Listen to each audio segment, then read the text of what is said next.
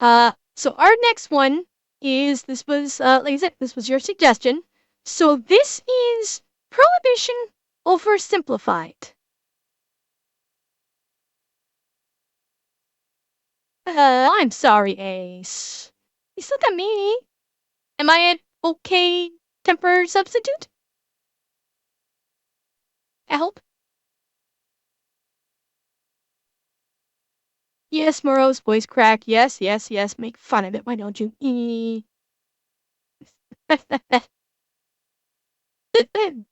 Alright, so let us check this out. Is Prohibition Oversimplified? This video was made possible by Honey. Click the link below to save money on your online shopping. And also, limited edition Al Capone pins on sale now. Get them quick before they sell out. Link in the description down below.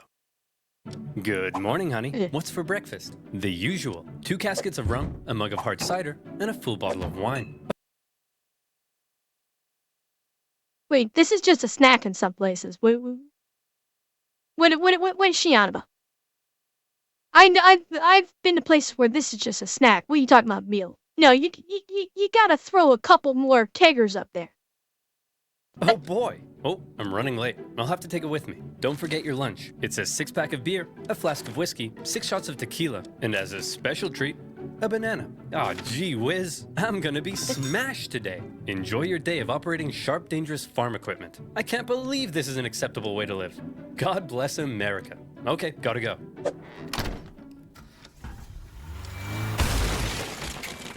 I love my life! God's sake. America, the land of beautiful strip malls, top-class infrastructure, and wonderful urban sprawl. Ah yes, beautiful America. But what's the most American thing you can think of? The Statue of Liberty? Mount Rushmore? A crazy lady in a mobility scooter yelling at a pigeon? Well, what if I told you the answer is alcohol? That's right. When the Puritans arrived on America's shores, they brought a ship packed with beer. George Washington provided his men with a daily cup of whiskey. Andrew Jackson's inauguration party left the White House so trashed that everybody had to be ordered outside. Frederick Douglass said whiskey made him feel like a president. Me too, Frederick. Me too. Americans drink a...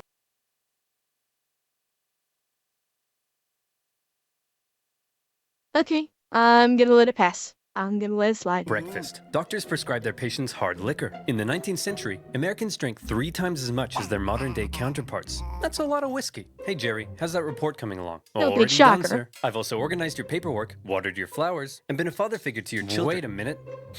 What's that smell?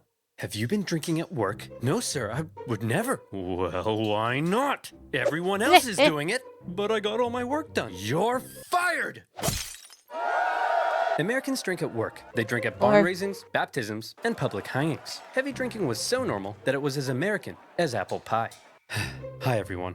My name's Ron, and I'm an alcoholic. Get over yourself, Ron. We're all alcoholics. But more and more Americans... I mean, he ain't wrong. But let's be honest. This is not strictly an American thing, either. You know, drinking, I mean, that'd be a Canadian thing too. I can tell you that from personal knowledge. Now, I myself am not much of a drinker. Just because I'm not, I'll have a beer occasionally, or I might have some wine. I don't drink a lot because I see no purpose to. But I've known more than enough people that do. And Canada is just as big of a drinking community as America is. I can tell you that, and it might actually beat it in some respects. I mean, where I used to live before I moved, 12 packs of beer were almost considered currency, for God's sake. You wanted someone come fix your car or someone to help you shingle your house? Give them a 12-pack instead of paying. I mean, that kind of says it all right there. Began to wonder whether all of this truly was a normal way to live. Were Americans drinking, perhaps, a little too much? Well, one group in particular thought the answer to that was yes. You know them, you love them. Woman. That's Oh, crap! Woman! Run! Hang on! We just want to talk. Woman talking? the fact that that line was said, and immediately they did not have every single male in this bar run screaming in terror, feels like a very missed opportunity. It feels like they a very big missed comedic opportunity. I'm disappointed and oversimplified. I'm not angry. I'm just disappointed. In public? That's outrageous. Come on, Fred. You've got 2 kids and a wife at home. Yet here you are spending your entire paycheck on booze. And you, Dr. Spanky, you were on the cusp of discovering time travel. But what did you discover instead? The sweet, sweet joys of whiskey. That's right. So he made the right choice. He made the right choice. Alcohol. It's destroying our families, our jobs, and our homes. She's right. She's right. Hang on, men. Don't let them get to you. This saloon is our safe space where our wives and children can't annoy us with reality, where we're free to be real men. She's right. She's right. I am a man. And what is it real men do? Take care of their families. I don't know what she's talking about. Do you take care of your family? No. We drink beer, we shoot guns, and we mud wrestle. Not quite sure about that last one. I was always under the impression it was the men drink beer, shoot guns, and they watch women do the mud wrestling. That was always my impression. Jeff, am I wrong? Oh, Eki, I hate you. Now you're making me hungry.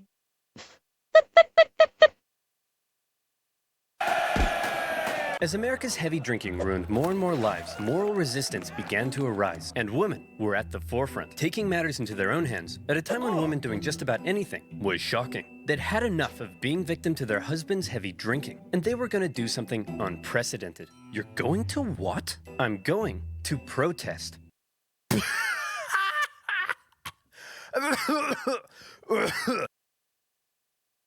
Okay, chat, serious question.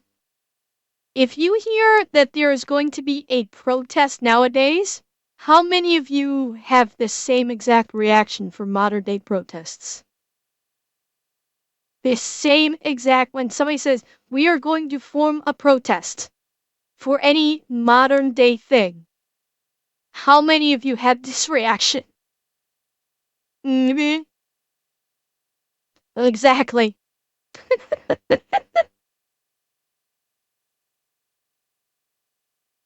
Eki, why must you hurt me in this way? Why? Uh,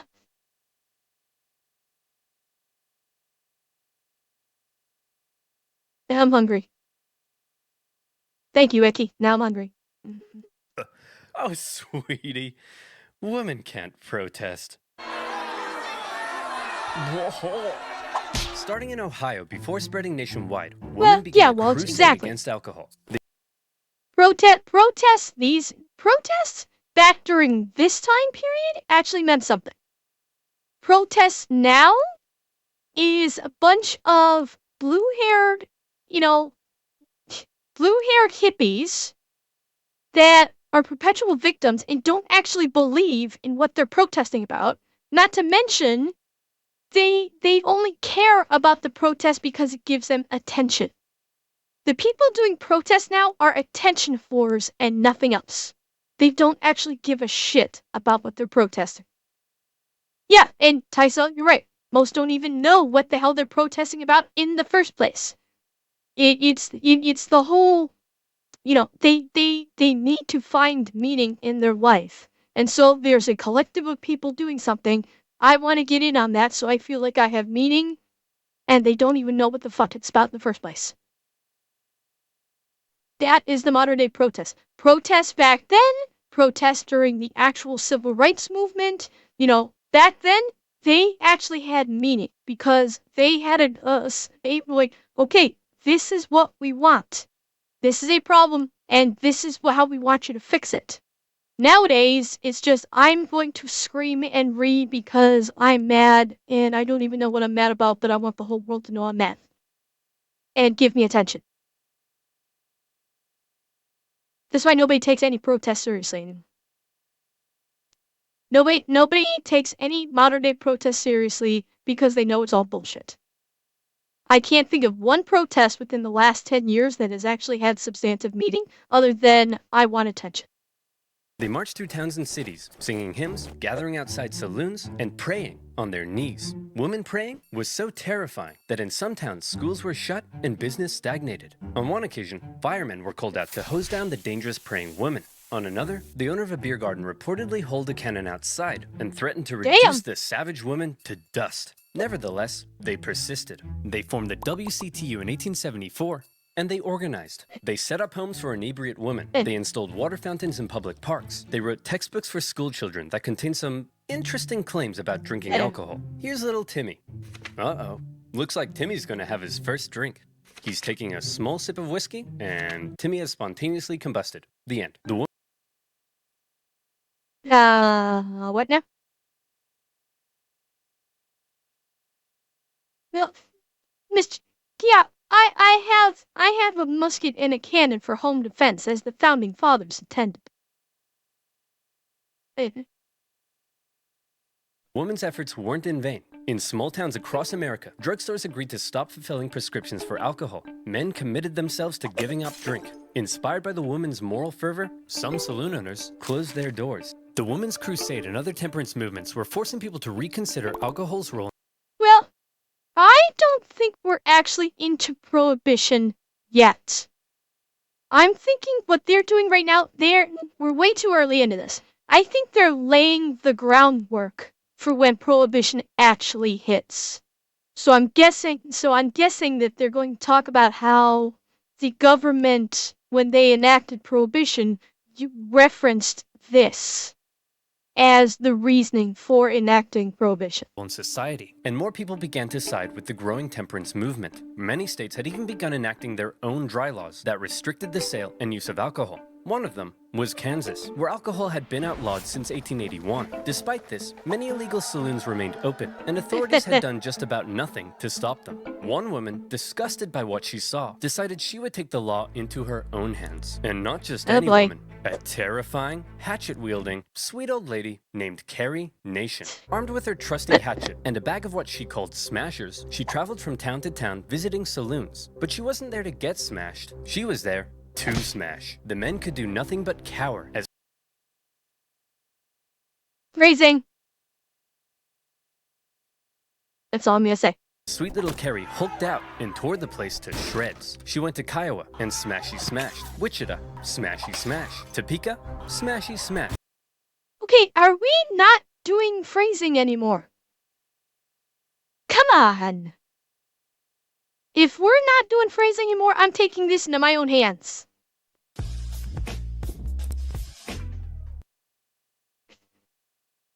On a couple of occasions, she was arrested, but each time they were like, okay, Carrie, we're gonna let you go so long as you promise to be a good girl and not smash up any more saloons, okay? Screw you, pig! Yeah, I think she's gonna be all right. Smash, smash, smash. Carrie's tactics shocked the other members of the Women's Christian Temperance Union, but she assured them, and this is a quote, ladies, you do not know how much joy you will have until you smash, smash, smash. Carrie became a household name, and she hoped her unusual tactics would spread across the country. But unfortunately, many of the women's movements eventually slowed down. Why? Well, because of this kind of thing. Thelma, I ripped my pants again. Ugh, well, you'll have to sew them yourself because I'm going out protesting. What? I don't know how to sew. What if I burn the house down and get eaten by alligators? What? Don't be stupid, Mitch. Look, Really? I've gotta go. Call me stupid? She's the one who's stupid.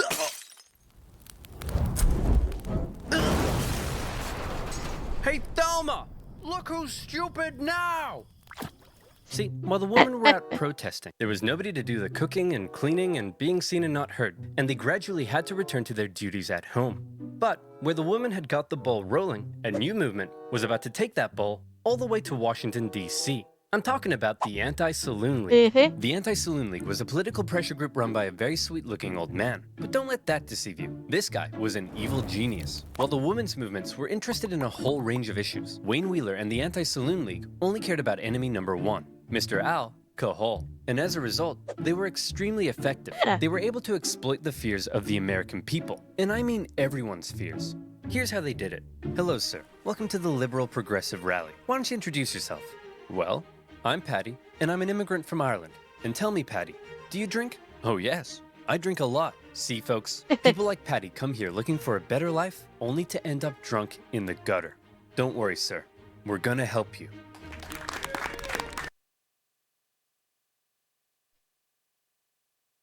That tactic sounds rather familiar.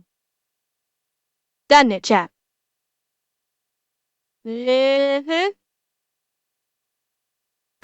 Hey, man, you're doing great. I just need you for one more thing. Hey, Christian conservatives. This is Patty. He's a dirty Catholic Irish immigrant who's come to destroy America with his alcohol-fueled debauchery! Workers were told alcohol was a...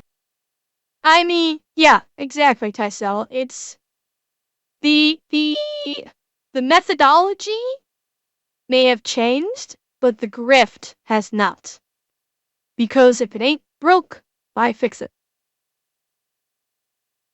a capitalist ploy to keep them subjugated. Factory owners were told alcohol was making their irresponsible workers lazy. The black community was warned alcohol was hindering its progress, while racists were warned alcohol would turn black men into brutes. In one of the most confusing eras of American politics, totally opposing groups found themselves agreeing on at least one thing: alcohol was bad. The Anti-Saloon League also made great use of propaganda, something prohibitionists have been doing for decades. Take this specimen, for example, that warns what will happen to you if you start drinking. Let's see. First you take a drink, you get a little rowdy, okay. You make some new friends, nice.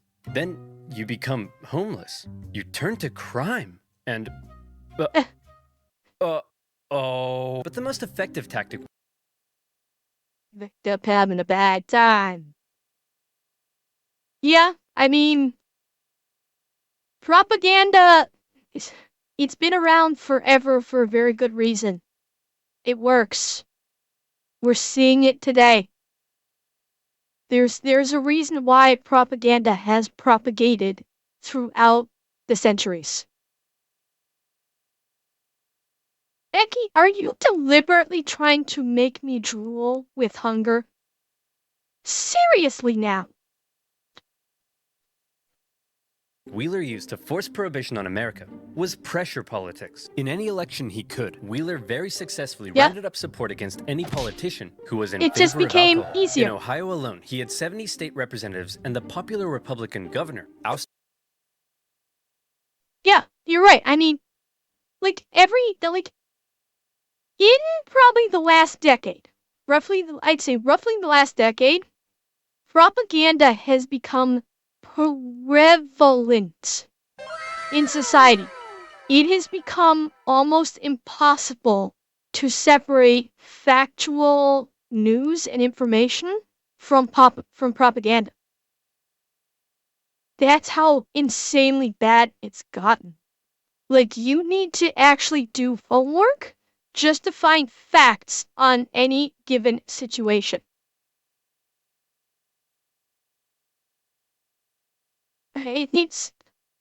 It's insane. Ousted from office and replaced with prohibitionists. Suddenly, every politician in America was afraid of Wayne Wheeler. Even those who enjoyed alcohol in private began pretending to be against it in public. Alcohol is delicious. Malicious. Sorry, Wayne. I'm really drunk right now. Then it really hit the fan in 1917 when America found itself fighting in the First World War against Germany. Anti-German sentiment exploded. Sauerkraut became Liberty Cabbage. German measles became Liberty Measles. And Dachshunds became the embodiment of evil. See, America? You've always been this way. The biggest brewers in... Leave the poor dachshunds alone. They're cute little puppies. Leave the poor dachshunds alone. America were German, and Wheeler saw to it that drinking alcohol became akin to pro-German treason. The German brewers desperately tried to fight back, creating their own propaganda, presenting beer as a healthy beverage, one that you could even give to your kids. As you can imagine, it didn't go down well. President Wilson instituted some temporary wartime prohibition measures to save grain for food, and with many in the country now in support of prohibition, all that was left was to make it law. One problem was that taxes on alcohol made up nearly 40% of the US government's annual revenue, and the government wasn't just about to give that up. No problem. The Anti-Saloon League helped lobby for the creation of a new income tax on the American people, and just like that, the government was no longer reliant on alcohol. Prohibition was finally Because of course. Because of course they did this. Let's take away from the people. Let's take away something they like. And then we're also going to be taking away their money.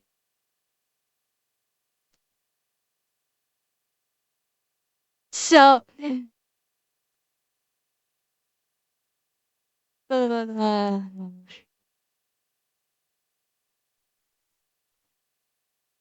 I mean, this is typical American politics. What a douchebag this guy is. Yeah. Yes, he is. And unfortunately, there are a lot of him throughout history. Because, you know, this is... When you're looking at society on a mass scale, just because of sheer numbers, it's going to be super easy to work a scam or a grift and be successful. Just because of the sheer numbers that you have to work with. And this guy really knew how to work the grift. Because everything was falling into place for him. The tools available to him were already in place. He just needed to give a little bit of a nudge in the right direction, and everything just worked.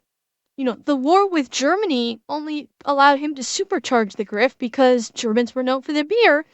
There you go. When you have a war to play around with, you can do just about fucking anything and say it's, you know, all in the name of our great country. And, and this is also where the whole thing with lobbyists, because this guy was basically, I would say that this is basically the same as like a lobbyist, where they had the ear, lobbyists had the ear of your government officials way more than you as the average citizen do. And that's fucking scary. You know, the concept of a democratic government that is supposed to be elected by the people and is supposed to be for the people is not. Your voice is not and will never be heard. Because your voice is silenced by the donors and by the lobbyists. You will never be heard. Your voice will never be heard. That, unfortunately, is just fact. And, Katie Toll, thank you for the follow and welcome. I was thinking about this phrase the other day. I don't know if this has ever been said before. But I was thinking, like, this popped into my head the other day. Is the problem with most countries' governments these days is they are too full of politics and they don't have any governing.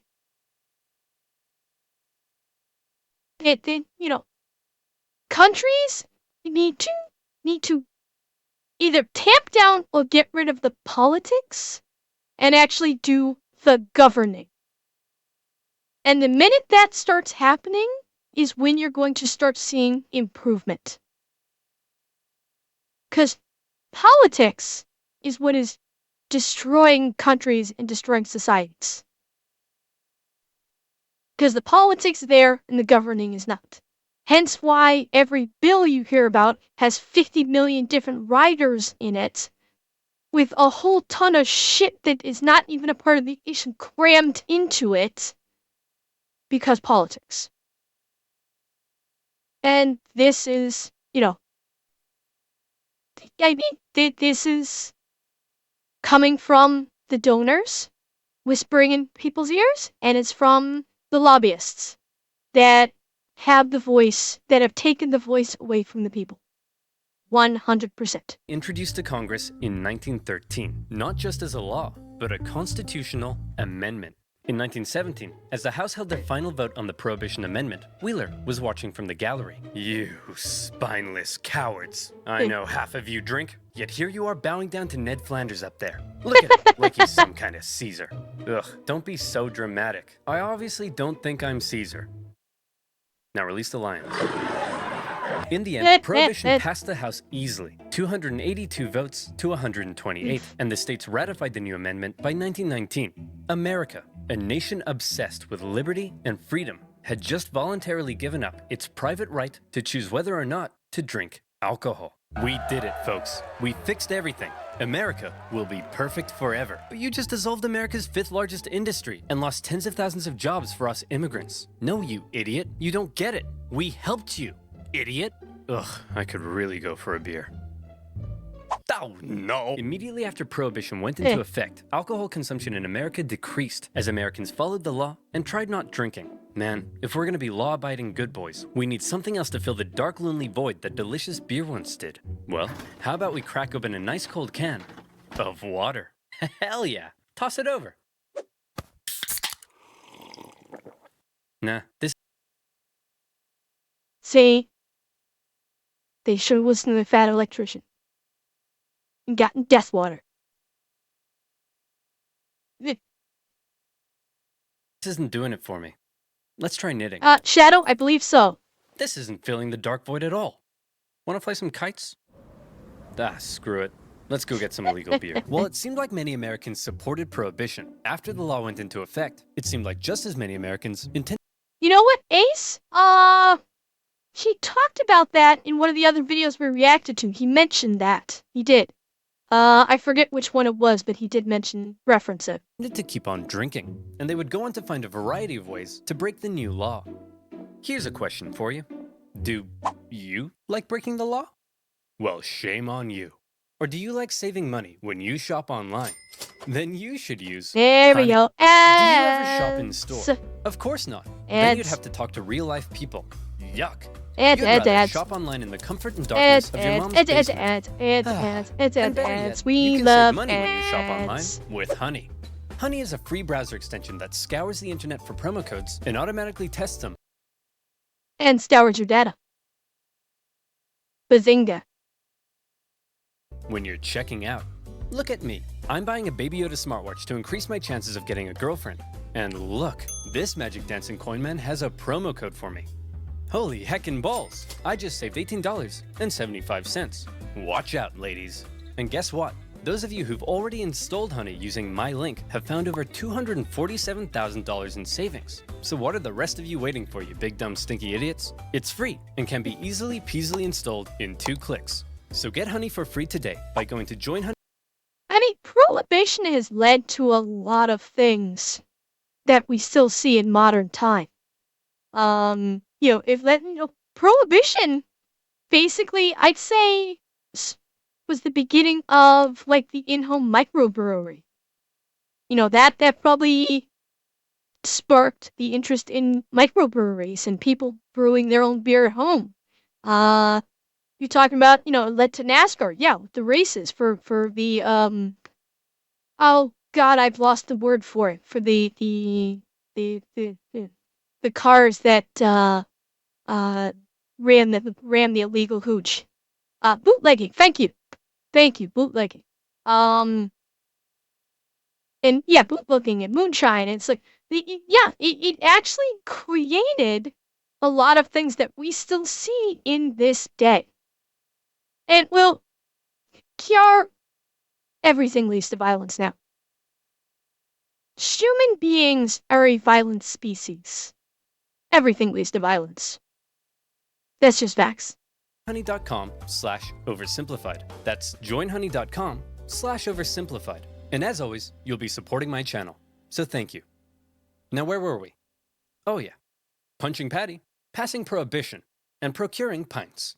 Pretty soon after the new law went into effect, the failures of Prohibition were already beginning to rear their ugly heads. For starters, the details of the new Prohibition law, written by none other than Wayne Wheeler himself, turned out to be more draconian than expected. Many Prohibition supporters only wanted to outlaw hard liquor and hoped beer would remain legal, but the Volstead Act outlawed anything over 0.5%. That would make Liberty Cabbage illegal. Secondly, the new law was full of loopholes that Americans very quickly began to exploit. For example, while the sale and manufacture of liquor was illegal, drinking it wasn't. And you could also keep any alcohol you had before the law went into effect. So many private clubs hoarded huge amounts of alcohol. And you know what? What he just said there, where like drinking it was not illegal. If memory serves, I believe that was also, until it got widespread legalization, that was also a thing when it came to marijuana. It was legal to buy, it was legal to own, but if you had consumed it, there was nothing illegal about that. I believe that was a thing until we've seen the widespread legalization of marijuana. So it was same boat there. That saw them through the entire Prohibition period. Whiskey intended for medicinal purposes was also allowed, and doctors basically became bartenders. It looked as though a full-on epidemic had broken out, as there was a sudden surge in prescriptions for whiskey. Sacramental wines used by churches and synagogues were also permitted. Orders for communion wine suspiciously skyrocketed by millions of gallons. And as rabbis had access to religious wine, suddenly everyone was becoming a rabbi. You had Rabbi Pat O'Leary, Rabbi LL Cool J, Rabbi Fluffy, but don't worry. I'm sure all these definitely legitimate religious figures couldn't possibly be selling wine in the back alley after Mass. Yep, definitely nothing strange going on here. New products also hit the shelves in stores, such as Vine Glow, a brick of dehydrated grape juice, itself not alcoholic, and therefore perfectly legal. But the packaging did contain a strangely specific warning. After dissolving the brick in a gallon of water, do not place the liquid in a jug in the cupboard for 20 days, because then it would turn into wine. I'll take 1,000. Yes, sir. Based. Fucking based. Hell yeah. Now, at this point, I want you to think back for me, if you will, to the year 2005. You're the coolest kid around, and you convince your parents to rent the greatest movie of all time from your local Blockbuster. But the movie starts with a strange message. Something about not downloading a car? You immediately disregard that and hop on Kazaa to download the greatest song of all time, and in the process, drain your dad's bank account with copious amounts of ransomware. You were breaking the law, you bad boy or girl, but did anyone come to arrest you? No. That's my point. Unless you did it to Nintendo. Then they came and assassinated you. Please don't kill me, Nintendo. If no one's enforcing a law, while everyone's breaking it, is it really a law? And so it was with Prohibition. See, the conservative-led governments of the decade were also the kind of people who believed in small government spending. So they'd passed a law that would be extremely difficult to enforce, but also didn't want to spend any of the money required to enforce it. The newly created Bureau of Prohibition only had 1,500 agents to cover the entire country. That's one agent for every 70,666 Americans. In a massive country with 12,000 miles of coastline and one gigantic land border with Canada. Good luck, schmuckos. And all these clever little loopholes people were using to score illegal booze were only just the beginning. America was about to devolve into alcohol-fueled criminal chaos. I mean, like, when he's talking about the loopholes here, we still see that today. Think about, okay, Twitch. Perfect example.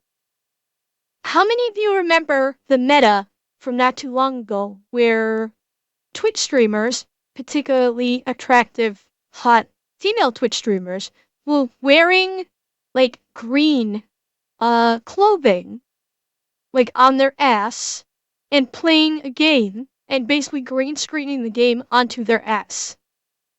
Because it wasn't in the rules. Or it didn't specify the rules. So they were skirting it. And then they had the gameplay, the women were wearing bikinis that were green screened. That were green. And so they were green screening the game onto their tits. And then there was that one Twitch streamer who I think like just body painted herself green. And green screened the game onto her entire body. It's like Twitch is like the king of Twitch streamers.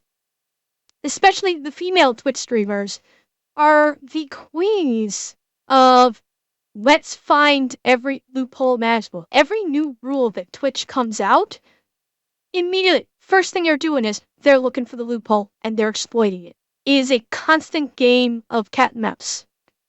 And that's just Twitch. There's people, spend their lives. All they do is finding loopholes. It's working hard to not have to work. So, I mean, this is not new. Human beings have been doing this for like a century. So, I mean, hell, YouTube's no nudity rule. What do? They do naked yoga or they shave their private area and they call it educational. Loophole! It's people have been doing this forever and they're gonna keep doing it. Because that is what a society does.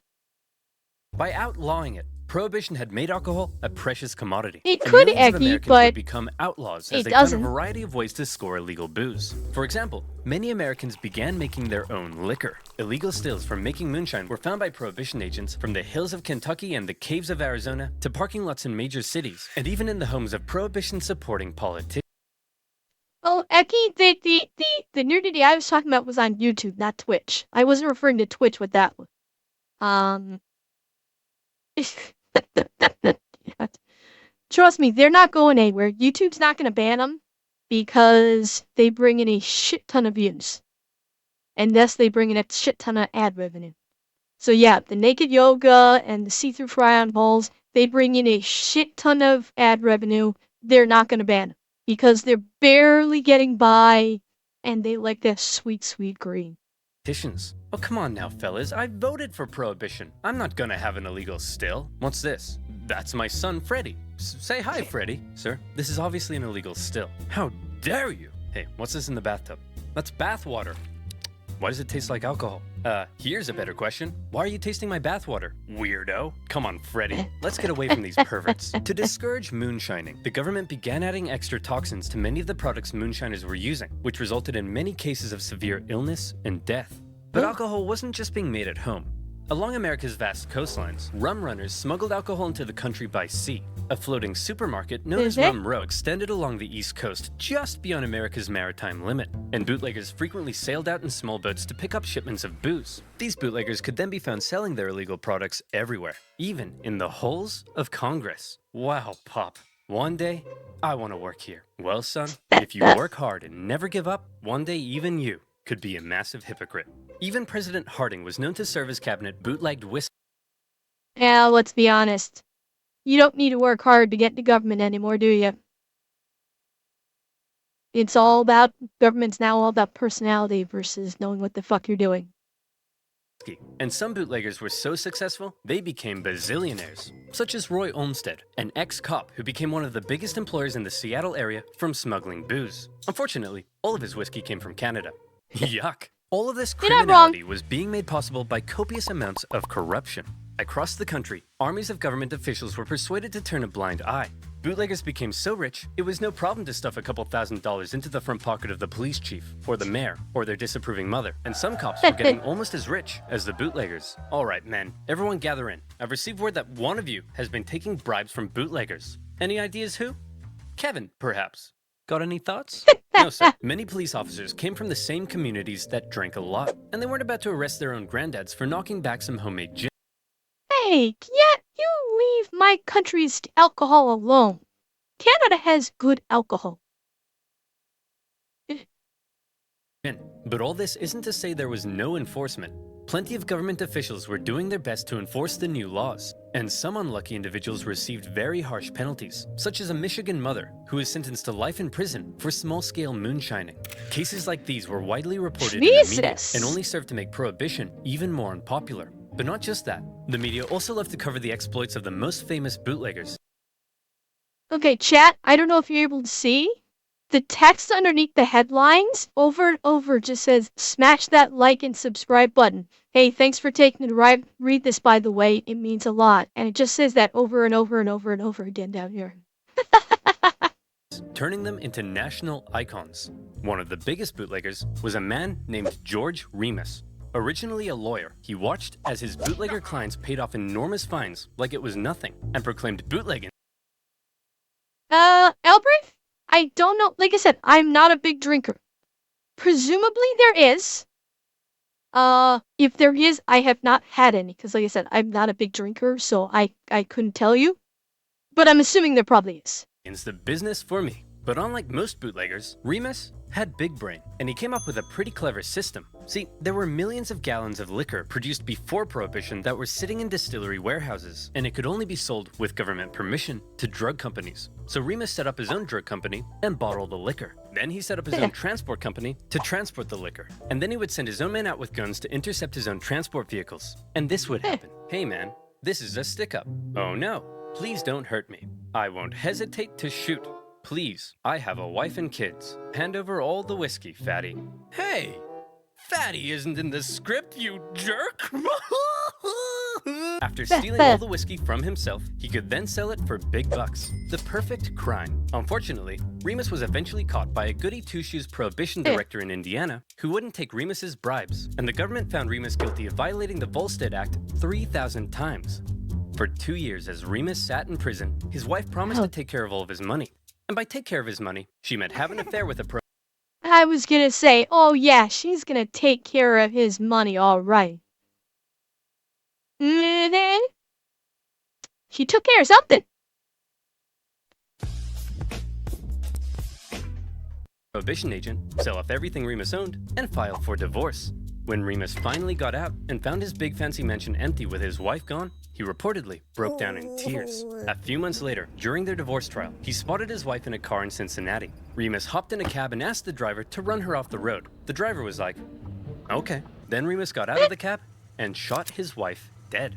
He immediately handed himself into the police, and his next trial, this time for murder, became a national sensation. Remus defended himself, claiming insanity, occasionally carrying out skillful questioning, occasionally crying in the corner. But the nation felt bad for him. His wife had screwed him over, and so when after just 19 minutes of deliberation, the jury returned and declared him not guilty, the court erupted into celebration. And just to remind you, why does this feel frightening like modern-day legal system? I hate to say it. This sounds like modern-day legality.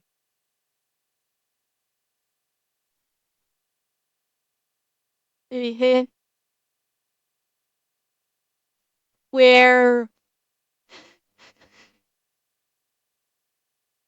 the more things change, the more they stay the same, chat. this guy bluntly admitted to murdering his wife. The American justice system. Mwah. As alcohol poured into the nation, a lot of it was going to a new type of drinking establishment that had been booming in popularity. A secret drinking establishment. So secret that from the outside they often looked like ordinary shops or homes. So secret that you usually needed a password to get in. So secret that everybody knew about them. Speakeasies. And once you were in, the party went all night long. Scantily clad flappers, snake ladies, jazz. It was a roaring time to be alive. Some publications even posted reviews of these illegal clubs, and bribes galore kept the party going. It seemed like half the police officers and Yard dog? You would think that? But you have to remember, a lot of things, including the legal system, and this is a problem, works off of emotion versus fact. And that's a problem. And especially in legalities, it's not about the facts, it's about which side offers a more convincing argument, even if that argument is bullshit. And so yes, it could happen in this day and age. Like what happened in this video could happen in this day and age, and probably has. Now, with the guy defending himself, okay, maybe not. The few things I've seen lately where someone's defending themselves, they're a fucking nut job and they were convicted. Obviously, this person's a lot smarter than them, but it's not about facts or actual legality. It's about who, you know, who has, who can be more convincing, who is the better fast talker. And that's not justice. Blank blank. And yeah, your dog, unfortunately, you are correct, but that will take us down a rabbit hole that I'm not going down. So I'm just saying my piece about what I just said in terms of modern day justice. Federal agents in cities like New York were receiving kickbacks from speakeasy owners. Hey!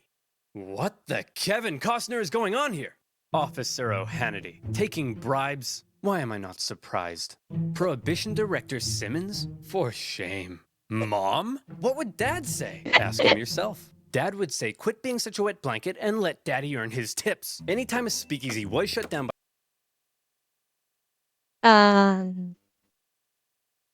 Okay? I think Daddy and son need to sit down and have a little chat.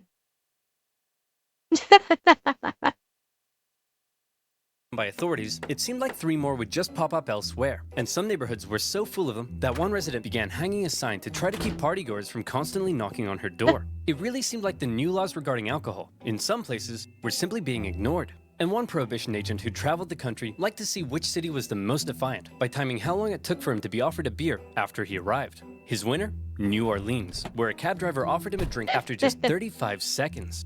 Bravo! Many voices in Congress. Okay. It's New Orleans. Is anyone surprised? We're talking about fucking Mardi Gras here. Is anyone surprised that New Orleans was the fastest time to offer him a drink? Come on. Yeah, I didn't think there was. This is my shocked expression at the revelation of this notion.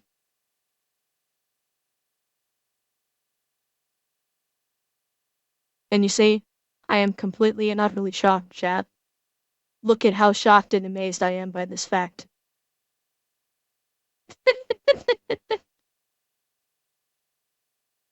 Were already speaking out against prohibition and its failures. To display how ridiculous the whole thing was, one Chicago's only Republican famous gathered with the prohibition media to all because of come and Al watch him Capone. drink a That's homemade it. beer. When he asked a passing police officer if he'd like to arrest him, the officer said no. Hey Wayne, is all this what you had in mind? I thought we were going to make the country better, but it almost seems like it's worse. What do you mean? Alcohol consumption is down. Well, that may be true in your small town world, but it says here drinking in some areas is up, as are arrests for public intoxication, drunk driving, and incidents of liver cirrhosis. The general chaos has turned America into a nation of criminals with no respect for the law, and all these attempts at enforcement are just costing the economy valuable money and eating up judicial time and resources. Release the lines.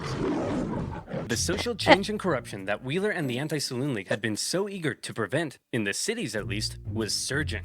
See, when something's legal, you can usually regulate and control it. But make that thing illegal, and often anything becomes fair game. Legal drinking age, gone. Yep. Mandatory closing hours for clubs and bars, gone. Other unspoken sociocultural rules surrounding alcohol, gone, gone, gone. In speakeasies, different genders and ethnicities were beginning. And that's the crux of it. Is when you have something that, like alcohol being the perfect primary example, where it needs to be, you're not going to get rid of it.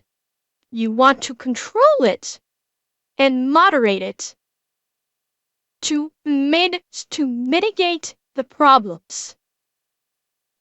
That's why you may keep it legal, so you can regulate it. So that way you can have strict enforcement of the regulations to try and make it as safe as feasibly possible.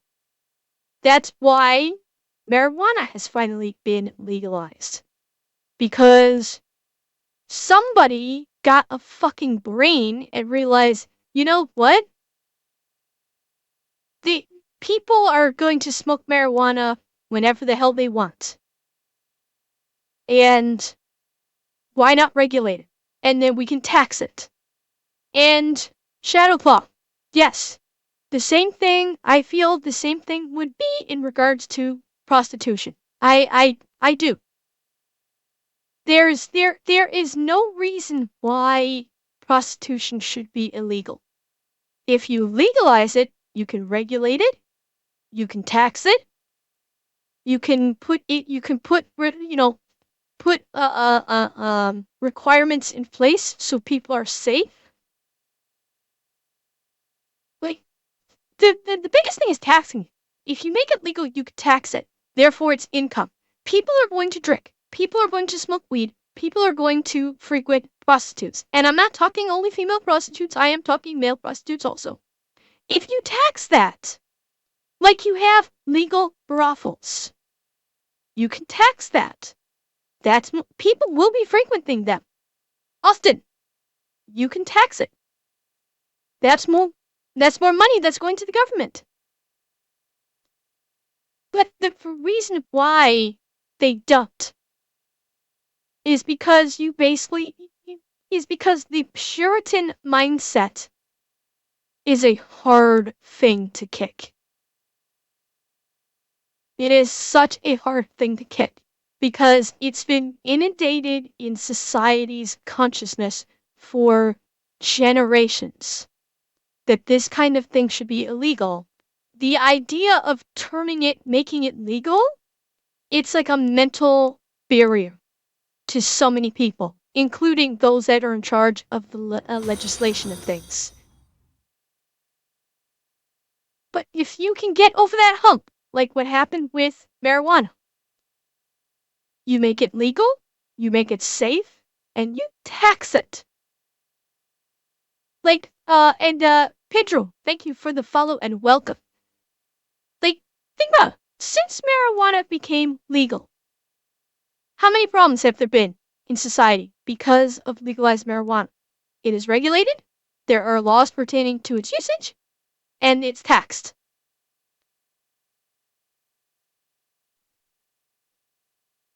Well, Eki, you're talking about within the states, so I don't know. I don't know how that's working right now, so I cannot. I don't really want to comment on that because I'm not aware of how having a marijuana license impacts your Second Amendment rights, so I will not comment on that because I don't know. I don't want to talk out of my ass on that.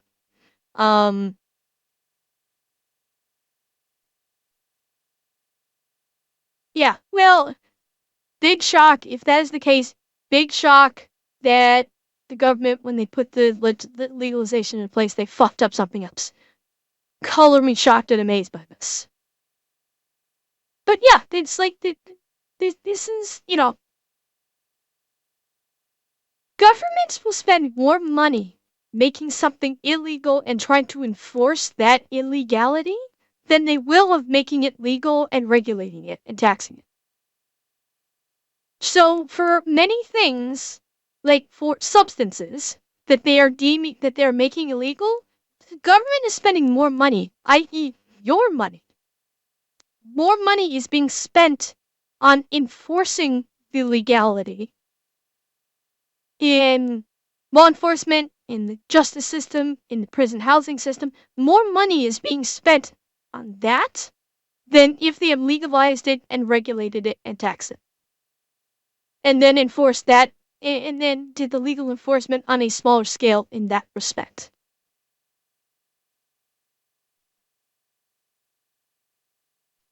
Well, no, it's legalizing doesn't actually make the crime go down because the question therein is, was the crime being committed due to that particular substance in the first place? Chances are, if you actually delve into it and don't go with the propaganda line that has been said to the public for decades, chances are the crime was not being committed for marijuana in the first place.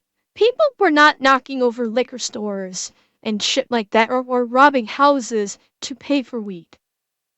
The propaganda line was saying that they were, but that wasn't actually the case. Now you're getting into a poverty issue, and that's a whole different thing that, again, I'm not going to go into because we could talk about that for hours. But you will be told that XYZ is the reason behind crime. if you dig into it, though, a lot of times it's not. Well, and Ray, again, that was probably a dealer situation. That was probably like dealers, and again, it's because it was illegal. So, yeah. Yeah, and now the argument for stopping for these, yeah. Well, now we're starting to go down a rabbit hole that's gonna take us everywhere, and we're gonna put a we're gonna put a kibosh on that. Beginning to mingle in a way they hadn't done before. The Roaring Twenties saw a monumental shift in culture, not least of all because now men and women could flirt in public without being damned for eternity. An outraged Wayne Wheeler did his best to make sure that anyone breaking the law was punished. He had even stricter legislation put in place in New York. But all this did was clog up the justice system with petty drink. Why does this judge have a picture of that man on his wall? What the hell is going on here? What's the joke? That the judge wants to be Batman? I mean, true, why not? Maybe, I don't know. Drinking violations, and judges began letting everyone off with light fines so the judges could get back to dealing with things that actually mattered. You know, things like murder. And there was plenty of murder. Because bootleggers and moonshiners were one thing, but Prohibition had given another kind of criminal an opportunity to make a fortune. Mobsters and gangsters. Hey, Fat Tony, big news. Hey, Fat Joey, what's up? I just got word from Fat Louie here that the government's outlawing alcohol. You know what that means. That means we're gonna be rich. Quick, call Fat Polly and let's go hijack a liquor truck now. All right. Hang on, let me tell my wife first. Hey, Fat Susan! No pizza for Fat Joey tonight, capiche? Stop calling me Fat Susan! Forget about it. Come on. Rival gangs. And let's face it, what most people know about, or what a lot of people are taught about when it comes to Prohibition, is that the gangster aspect of it. I would say nowadays the lion's share of history taught about Prohibition revolves around the gangsters. The gangsters like controlling, the Prohibition stuff or controlling the liquor, and how Al Capone, how Al Capone ran the alcohol industry effectively in Chicago. Like that is what most people know about when it comes to Prohibition. It is. Yeah, it's Yard Dog, yes, I'd say it is partially romanticized, but it's also the thing that you see in all popular media. So it was what was talked about the most, and therefore that's what stuck. Tysel, I would not be spreading Tysel, for God's sake, you have people calling one of the most vile human beings on the planet, whose name I will not say, but let's just say he operated out of Germany in the 1940s, are saying that he was right. So it does not surprise me that people in Chicago, some areas talk positively about Capone. That does not surprise me in the slightest. Okay, Alberg, have a good night. Began to battle in America's Yes, cities, the artist. raiding each other's transports, assassinating rivals, and trying to take control of their city's illicit booze trade. Every city had its top dog. Detroit had the Purple Gang. New England had Charles King Solomon. But no city was as infamous for gang violence and murder as Chicago. The city had multiple gang factions, and at first, they agreed to stay in their own neighborhoods. But the thing about criminals is that they're criminals, and the agreements inevitably broke down. One day, the leader of the Italian Southside gang was walking along the street when this happened. And he was like, I think I'm done with this, and left for New York, leaving his crime empire to his chief enforcer, none other than Al Capone.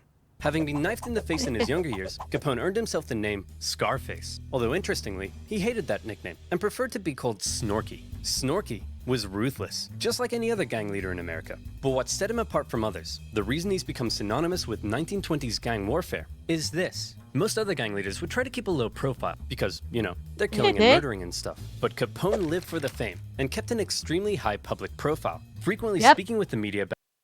I mean, Capone was treated like a fucking rock star of the time. Capone was treated like a rock star. The news media loved getting snapshots of him. They loved getting interviews. He was a celebrity at the time. Side tangent, Elliot Ness is only a tiny, like, almost footnote in the story of Al Capone.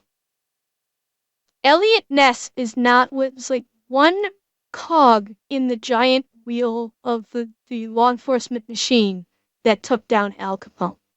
He is not the superhero that Hollywood has made him out to be, which you can thank the Untouchables for that. There have been multiple documentaries that came out that talked about how Elliot Ness was, played a very small role in taking down Capone. So just a little side bit there. About his exploits and presenting himself as a gracious host, providing Chicago with good times. No need to thank me, fellas. I just provide the city with a valuable commodity while doing away with the competition. You mean you murder people? Whoa, who said anything about murder? I just, force my rivals underground. When you do the thing with the hands, it seems like you're talking about murder. Whoa, look at you with the brains. No, I just help people retire from life. So murder. Whoa! Al Snorky Capone was somewhat of an enigma. Brutal in how he dealt with enemies, but in front of the camera, He was all smiles. One day, he'd be ordering hit after hit. The next, he'd be signing autographs in Wrigley Field. One day, he'd be bludgeoning members of his own gang with a baseball bat for conspiring against him. The next, he'd be playing Santa at a nearby parochial school. And no murder could ever be traced back to him. Just like every other criminal, he stuffed the pockets of city officials with cold, hard cash. And any who did try to oppose him sometimes found themselves being thrown down the steps of City Hall in broad daylight.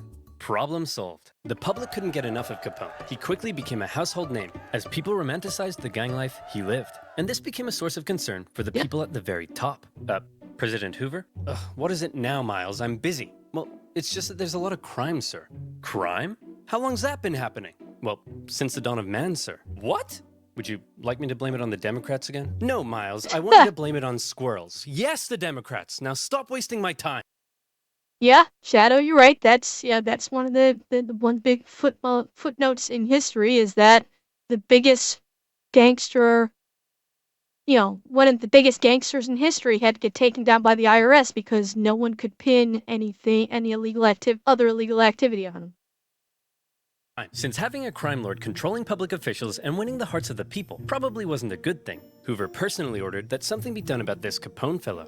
But before he knew it, President Hoover was also dealing with another major problem. You know him, you love him, woman. The Prohibition era had been going on for nearly a decade, and anyone with a brain could see that it really wasn't going very well. One person with a brain was Pauline Sabin, an extremely influential and rich woman who served on the Republican National Committee, fundraised for Republican presidents, and had a secret wine room in her giant mansion. She initially supported Prohibition, but was now disgusted at the chaos it had created, and she began a new women's movement, this time not for Prohibition, but against it. Being the extremely influential woman she was, her new organization gained nearly 1.5 million members within 2 years, 5 times that of the Women's Christian Temperance Union. She hated that the WCTU claimed to speak for all women, and she began calling for the repeal of the 18th Amendment. President Hoover, I helped fund your campaign, and now I want you to end Prohibition. Miles, what is it I say when I'm not going to do anything? You'll look into it, sir. Oh yeah, that's right. Pauline? I'll look into it. Sabin gave speeches on the steps of Congress and helped start a growing push among the American people against Prohibition. But Hoover, a prohibitionist himself, wasn't budging. Then, on the 14th of February 1929, something happened that shocked the nation. Men, thought to be working for Al Capone, tricked some Irish mobsters into meeting them at a garage in Chicago, thinking they were there to purchase hijacked whiskey. Instead, the mobsters were lined up against the wall by men dressed as police, and they were shot. Yeah, I was gonna say the St. Valentine's Day Massacre. Damn, he got to before I could say it. One of the most infamous gang killings in Chicago's mob history. Yeah, this is.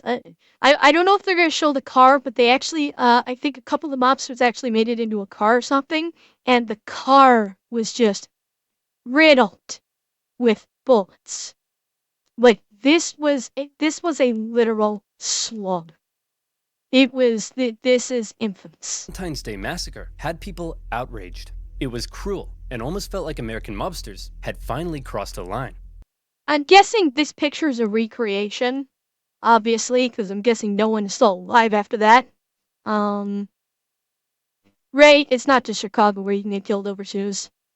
It's, but this was like this was like the biggest organized mob hit because they just nuked an entire faction, and they did it in an ungodly, violent, and bloody way.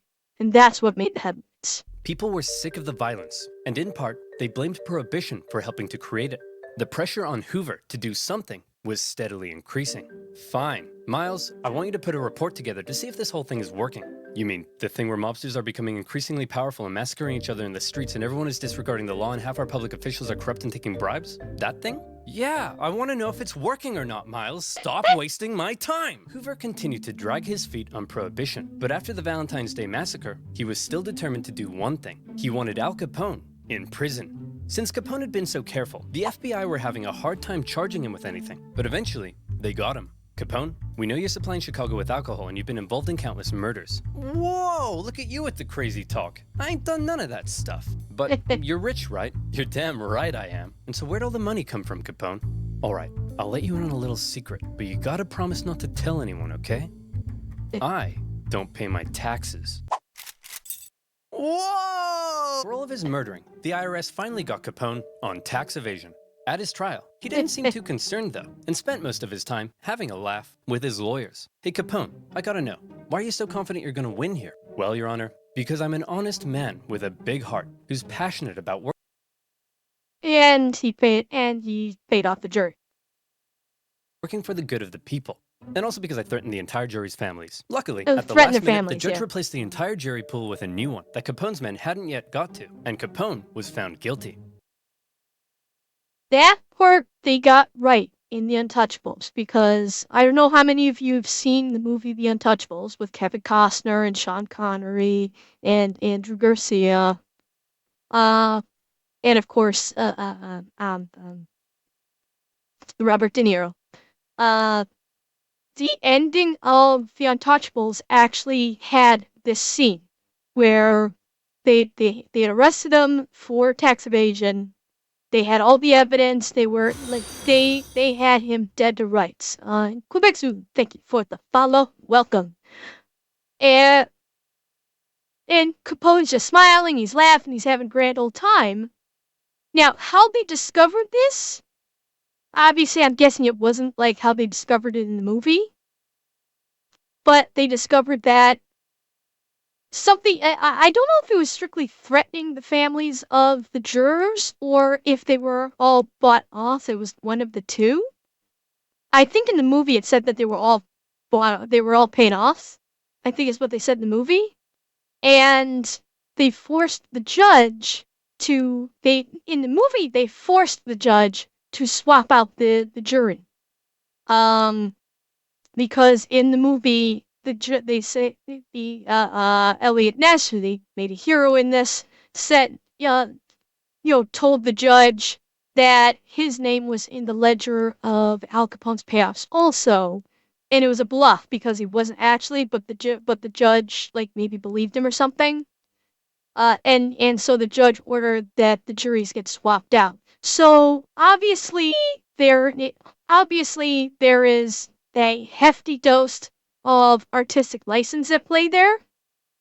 But the swapping of the jury's part, because the jury was compromised in some way, that Hollywood actually did get right. They pulled from history. So that's one thing that they did get right. He was sentenced to 11 years in federal prison, the harshest penalty ever given to a tax evader. But even with Capone locked away, the violence in Chicago and other cities continued, and in response, the movement against Prohibition continued to grow. And the final nail in Prohibition's coffin came in 1929. After a decade of booming economic growth under 3 Republican presidents, the stock market plummeted, and America was thrown into the grips of the Great Depression. It was an awful time. 1 out of every 5... Oh, Care, thank you so much for the dono. My God, thank you so much. I really appreciate it. Oh my God. That's a lot. Thank you so very much. Well, okay. 5 workers, 15 million people would lose their jobs. Half the nation's banks failed. Temporary shantytowns were built for the broken homeless in public parks. Suddenly, very few people had time to care about prohibition. Expensive enforcement of an unenforceable law didn't seem like that big of a priority when people were having their homes repossessed and losing their life savings. And many began to argue that repealing prohibition would create vital jobs and tax revenue for the government. Yet President Hoover doubled down. Here's that report you asked for, sir. Gimme. Prohibition is great. Fantastic news. Sir, it says here prohibition is great at undermining the rule of law in America. Miles, it says the word great. That means good. Now stop wasting my time! The public, increasingly shocked at the violence they saw in the streets, the corruption they saw in the government, the general disregard for the law, and now an economic calamity, had enough. For his re-election, Hoover faced a Democratic candidate who promised to finally do something about prohibition, Franklin D. Roosevelt. Crowds cheered as FDR made his campaign speeches promising to modify the Volstead Act, and Pauline Sabin, a lifelong Republican, along with her 1.5 million supporters, endorsed Roosevelt. And on Election Day, it was Back when endorsements of a candidate actually meant something. Think about that. Nowadays, endorsing a candidate means fuck all these days. Back then, it actually meant something. I will say he is one of the greatest American presidents. There have been multiple notable presidents of the United States that could be considered great presidents. FDR is amongst those few. I don't dispute that for a moment. He is listed amongst some of the few great presidents. a landslide. Before FDR had even taken office, Republicans in Congress began the process of passing the 21st Amendment to repeal prohibition. One of FDR's first acts as president was to pass the Beer Permit Act, which made beer legal while the new amendment was being ratified. In 1933, with the passage of the 21st Amendment, prohibition was finally over, and the people celebrated like they'd just won a world war. Bars and taverns were packed. The WCTU were inconsolable. Wayne Wheeler was dead, and the celebration, particularly in America's cities, was intense. Heading into the mid-1930s, the effects of prohibition were clear to see. From now on, culture around drinking had changed, with men and women drinking together, not in saloons, but in bars and taverns. The crime syndicates that had been given so much power through prohibition remained powerful as they moved on to other things. Some states opted to...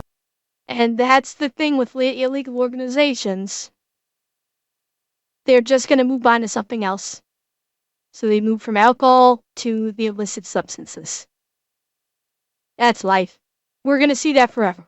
The illegal drug thing, it's never going away. It will never go away because there's always going to be a demand for something that is not considered legal.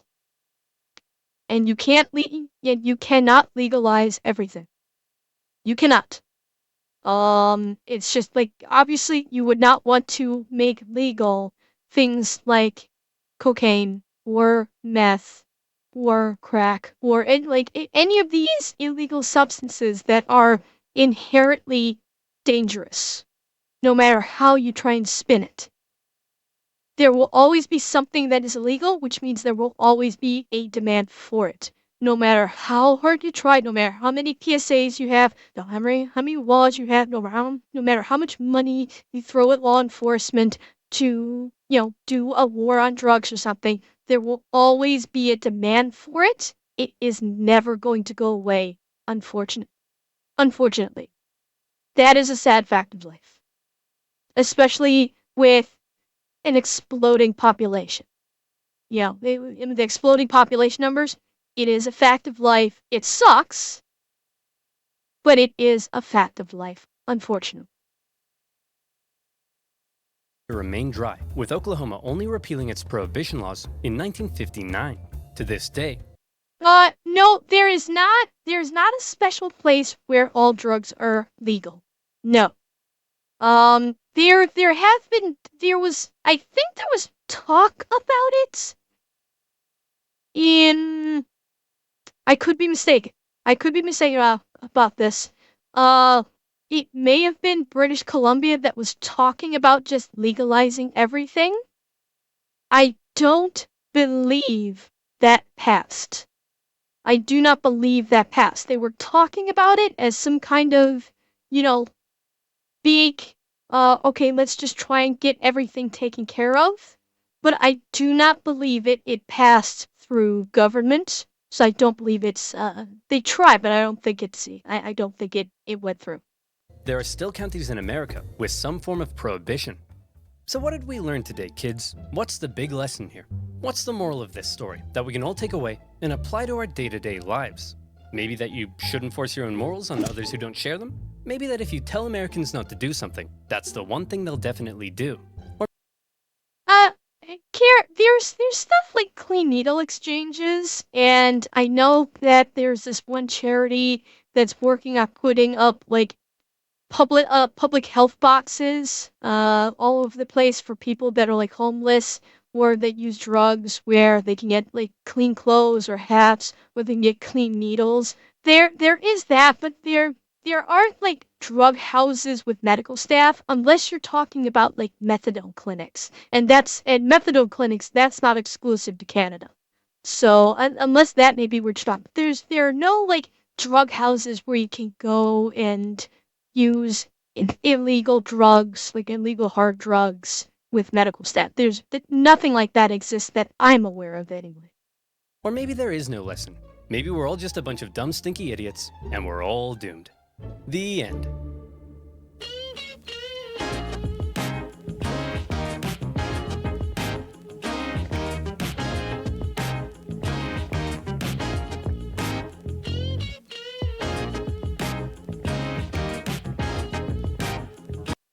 That was nice.